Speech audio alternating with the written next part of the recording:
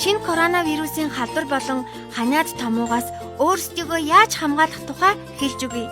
Хамгийн чухал нь гараа бохирдсон үед савандаж байгаа нь. Гаднаас орж ирээд тоглож дуусаад хоол идэхээ өмнө мөн ариун цэврийн өрөө орсныхаа дараа гараа заавал савандаж угаагаарай. Нэг биш 2 удаа савандаад сайтар хөөсрүүлээд усаар сайн зайлах хэрэгтэй шүү. Дагаад хийгээрэй найзуудаа.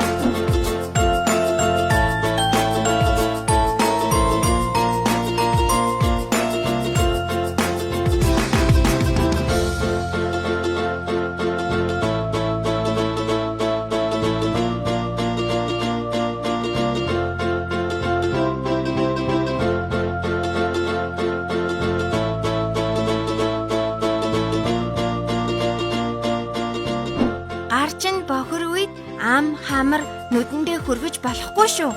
Найзуудаа миний хэлснийг аав ээж, ах дүү, найз нартаа дамжуулаарай.